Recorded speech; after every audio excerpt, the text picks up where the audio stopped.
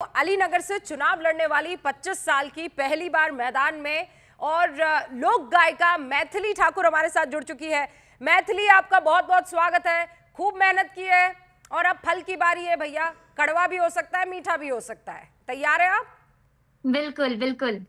उसकी चिंता नहीं है। बिल्कुल, मैं बहुत खुश हूँ।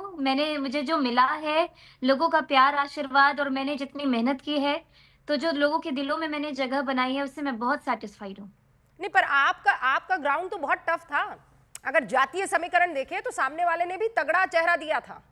बिल्कुल, वहाँ ये सब पहले लग रहा था, सुनने में आ रहा था, न्यूज़ में समझ में आ रहा था, लेकिन जब मैं लोगों के पास, उनके घर-घर जाकर के मिली, तो सारे समीकरण फ़ेल हो गए।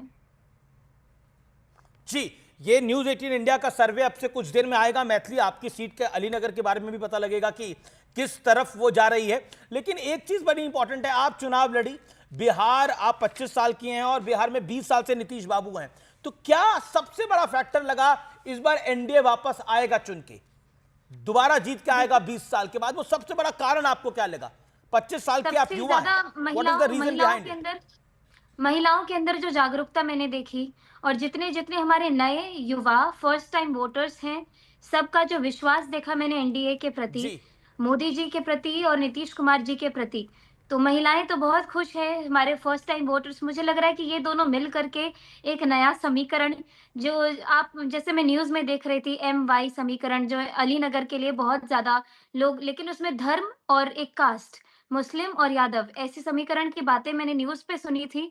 लेकिन अब मैं ये कहना चाहूँगी कि वो एम-वाई समीकरण महिला और युवाओं वाला समीकरण था, जो कि बिल्कुल ही एनडीए के पक्ष में मैथिली, था। देखिए, अभी और आप राजनेताओं की तरह बात नहीं करती है, इतना तो हम जानते हैं। अभी राजनीति का चैप्टर जी, 1 जो है, आपने बस पढ़ना शुरू किया है, जी, वो ककहरा बिल्कुल। जिसे कहते हैं। लेकिन क्या हाँ, हाँ। सीखी आप इन चुनावों में? जो एक सबसे महत्वपूर्ण चीज मैथिली ठाकुर सीखी है, बिहार की जनता वोटर के तौर पर देखते हुए। एक तो मैं श्रोता थे मैंने आपके, अब मैंने इस बार एक जो वोटर थे। सबसे बड़ी चीज़ सीखी है हम्म। कि सबसे ज़्यादा जो ज़रूरी है वो है जनाधार, और लोगों के बीच में अपना प्रेज़ेंस रखना, उनसे उनसे वार्तालाप करना और सीधे-सीधे संवाद करना, ताकि आप उनकी समस्याओं को पहले समझें, फिर आप सॉल्व कर पाएँ।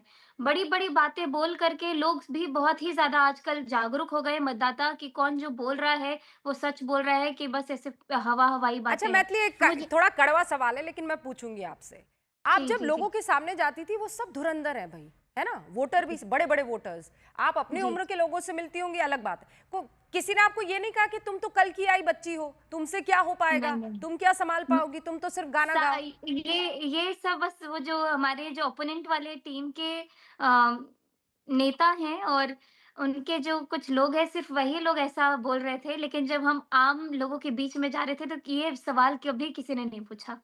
अच्छा, तो अब अलीनगर का नाम सीतानगर कर देंगी आप, अगर आ जाती हैं तो? ये एक बहुत ही छोटा-सा पार्ट है मेरी जर्नी का, नाम में, क्योंकि ये लोगों के मन में इच्छा है कि इसको सीतानगर बनाया जाए, और लोग जो कहेंगे वो मैं उसके ऊपर काम करना शुरू करूँगी, और बहुत बड़ी-बड़ी चीज़ें हैं जो मैंने अपने क्षेत्र के लिए सोची हैं। जी, मैथिली, आप जानी मानी भजन गायिका हैं, तो निश्चित तौर पर हम भी श्री गणेश कर रहे हैं अपने एग्जिट पोल का। तो एक एक भजन जो आपको इस समय ध्यान में आता है, जो आप स्मरण करती हैं इस एग्जिट पोल से पहले, इन नतीजों से पहले?